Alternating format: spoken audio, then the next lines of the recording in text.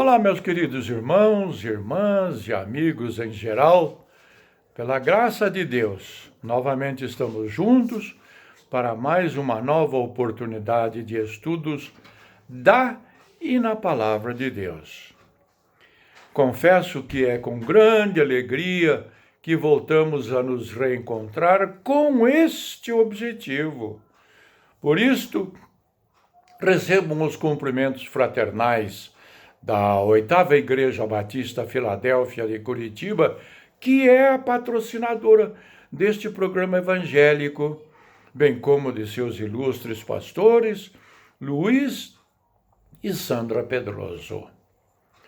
Hoje estudaremos mais uma lição importante, destarte, da autoria do ilustre e culto pastor José Tomás Rodrigues Lima, e que tem como título, abro aspas, Tesouros Divinos, Significado, Relevância e Alcance, fecho aspas. Então, quais são os objetivos da presente lição? Respondo. Primeiro, conhecer o que a Bíblia ensina através da parábola do tesouro escondido e da pérola preciosa. Também perceber que a salvação em Cristo é o maior tesouro que uma pessoa pode adquirir. E, por fim, praticar. Temos entendido a preciosidade da nossa salvação? Vamos ao texto áureo. Abro aspas. Pois onde estiver o seu tesouro, aí também estará o seu coração. Fecho aspas. Encontramos essa referência no Evangelho de Mateus, capítulo 6, versículo 21. Texto bíblico inspirativo. Está lá no Evangelho de Mateus, capítulo 13, versículos 44 a 46. Abro aspas. O reino dos céus é como um tesouro escondido num campo. Certo homem, tendo-o encontrado, escondeu-o de novo. E então, cheio de alegria, foi, vendeu tudo o que tinha e comprou aquele campo. O reino dos céus também é como um negociante que procura pérolas preciosas. Encontrando uma pérola de grande valor, foi, vendeu tudo o que tinha e a comprou. Nossa lição de hoje trata de duas parábolas que, de certo modo, podem ser chamadas de irmãs gêmeas. Ambas falam de um grande valor, um tesouro escondido e de uma pérola preciosa. Assunto por demais instigante, pois quem não gostaria de ter uma tal experiência de achar algo tão importante e valioso? Assim, conhecedor da natureza humana, com tantas ambições de adquirir bens materiais, é melhor ainda se for através de um achado. Jesus conta essas duas parábolas e dessa forma ensina lições da natureza profundamente espirituais, pois trata-se de tesouros divinos. Que tesouros são estes? E quais as lições que podemos deles assimilar e aprender? Sigamos a exposição do Mestre Jesus. Tópico 1. A lição do tesouro escondido, mas achado. Na interpretação das parábolas de Jesus, é muito importante não esquecer. Os detalhes não devem merecer destaque especial. B. é preciso descobrir o foco da parábola, ou seja, a mensagem central nela contida. E sempre considerar o ensino geral das Escrituras sobre o assunto em pauta. Assim, com essas recomendações básicas, consideremos a primeira ilustração. Ponto número 1. O tesouro estava escondido. Reflete o costume daqueles tempos que, ainda sem um sistema bancário, levava pessoas abastadas a esconder seus tesouros num campo. Eu, diz o autor da lição, ainda menino, ouvia histórias sobre panelas de ouro escondidas em nível profundo debaixo das grandes figueiras e que eram procuradas por curiosos.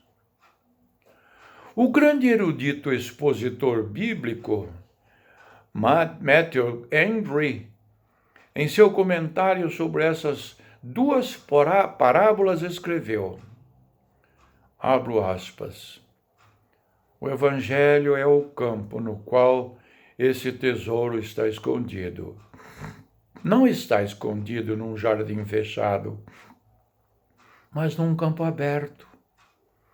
E é algo grandioso descobrir esse tesouro escondido e seu indescritível valor. Notemos que o campo é o mundo. Isso é dito no próprio texto do Evangelho de Mateus, capítulo 13, versículo 38. Então, vale recordar o ensino do Novo Testamento de que Jesus, o maior tesouro que um homem vem a possuir, veio a este mundo, mas foi ignorado pelo seu próprio povo. Assim, para muita gente, Jesus e a salvação que ele próprio representa e efetua, ainda permanece um tesouro escondido.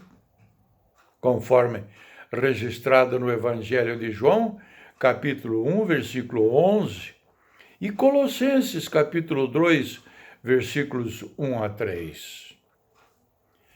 Nesta primeira ilustração parabólica, o achado aconteceu sem uma procura objetiva. Simplesmente, assim podemos imaginar, o homem de repente topou com o tesouro escondido.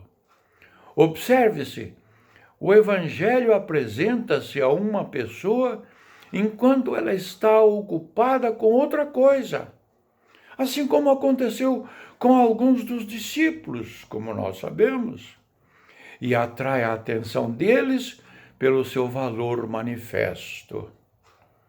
Conforme escreveu em seu comentário o teólogo John Broadus.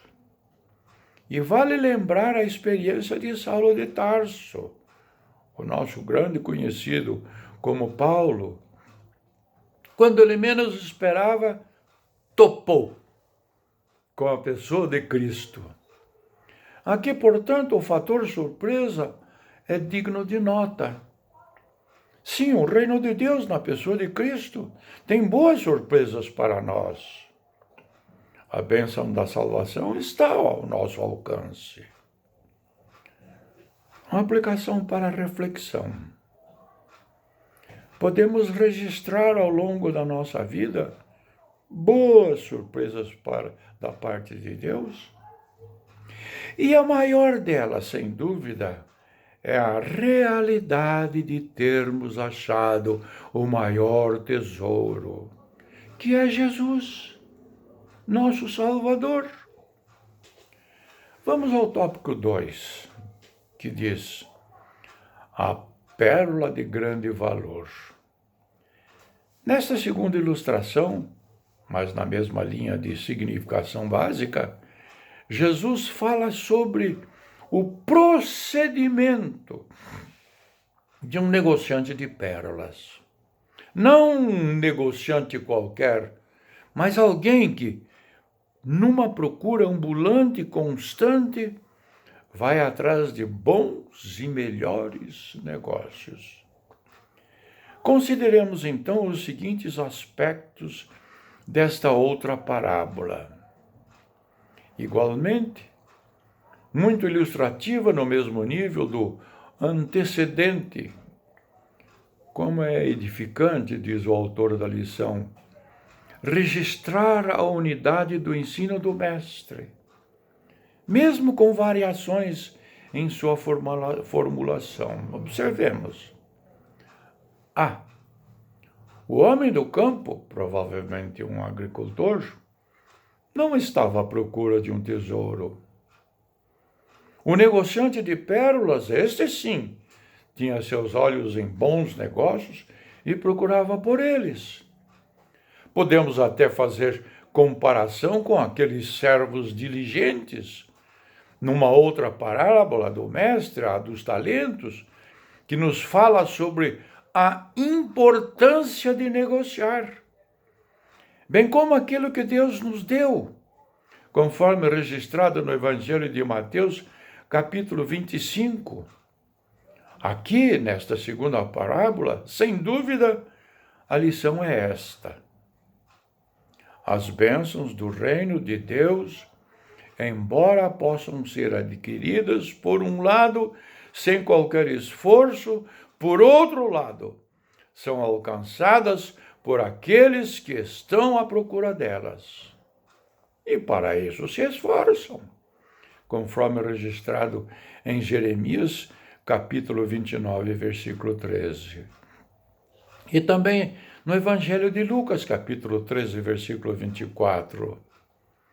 Tais pessoas estão dispostas a se desfazerem de tudo para adquirir a pérola preciosa.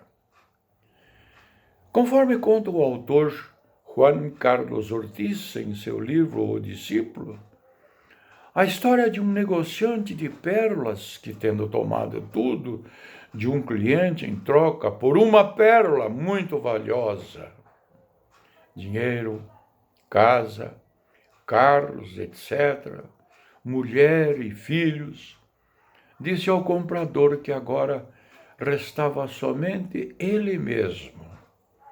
Ao que o negociante disse: tudo agora é meu. Seu dinheiro, casa, carros, esposo e filhos, e você também. E depois continuou: agora escute. Deixei que você fique com estas coisas por enquanto. Mas não se esqueça de que elas são minhas, assim como você também. E quando eu precisar de qualquer uma delas, você terá que entregar, pois eu sou o proprietário.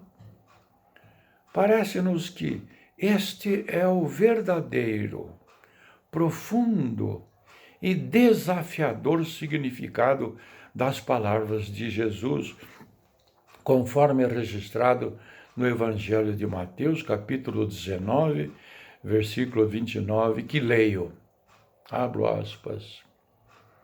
E todos os que tiveram deixado casas, irmãos, irmãs, pai, mãe, filhos ou campos por minha causa, receberão 100 vezes mais e herdarão a vida eterna. Parte B. Os valores do reino de Deus estão acima de qualquer outra riqueza. E vale a pena se desfazer de tudo e possuir o que é mais valioso. Esses valores, embora revelados através da pregação da palavra de Deus, ainda estão ocultos para tantos quantos ainda não ouviram sobre isso. Ou, tendo já ouvido, não se interessam por esse tesouro. Por isso também não o buscam. Esse importante achado, como diz o texto, resultou em alegria transbordante, conforme registrado no Evangelho de Mateus, capítulo 13, versículo 44. Isso é digno de nota. Essa alegria de que nos fala a parábola, em sua aplicação espiritual, é justamente um elemento pertinente à natureza desse achado. Porque, na verdade, não se trata de bens materiais, mas do tesouro espiritual, que é a salvação em Cristo. Disso já cantava o salmista no Antigo Testamento, conforme registrado nos Salmos capítulo 13, versículo 5, que leio. Abro aspas. O meu coração exulta em tua salvação. E Maria, quando já avisada pelo anjo do Senhor sobre a gravidez que resultou no nascimento de Jesus, ela contou: minha alma engrandece ao Senhor, e o meu espírito se alegra em Deus, meu Salvador. Encontramos isso no Evangelho de Lucas, capítulo 1, versículo 4. Não há maior tesouro que a salvação, por meio do único Salvador, cujo nome está sobre todos os nomes, conforme registrado no livro de Atos, capítulo 4, versículo 12. A aplicação para a reflexão. Temos sido diligentes, esforçados na busca pelas bênçãos do reino de Deus? Estamos dispostos a deixar outros negócios, dando prioridade aos valores espirituais do Evangelho? Conclusão. Essas duas breves ilustrações do Mestre, numa exposição oral muito compreensível para os ouvintes daquela época, ainda hoje merecem nossa atenção e reflexão. De um modo geral, todo mundo quer usufruir das bênçãos de Deus. E muitos até então dispostos a sacrifícios para alcançá-las. Todavia, por um viés de merecimentos, que não os temos, e que não corresponde ao ensino do Evangelho.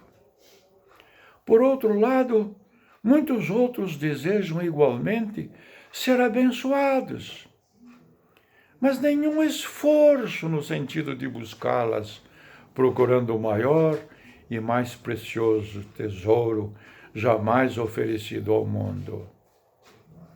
Jesus, o Salvador. Infelizmente, ele continua um tesouro escondido, mas que pode ser achado por todos quantos assim o desejam. E uma vez encontrado, tudo será trocado, vendido, deixado de lado, para jamais perdê-lo. Que o Senhor, através do Espírito Santo, nos ajude a encontrar o maior tesouro, Jesus Cristo. Amém.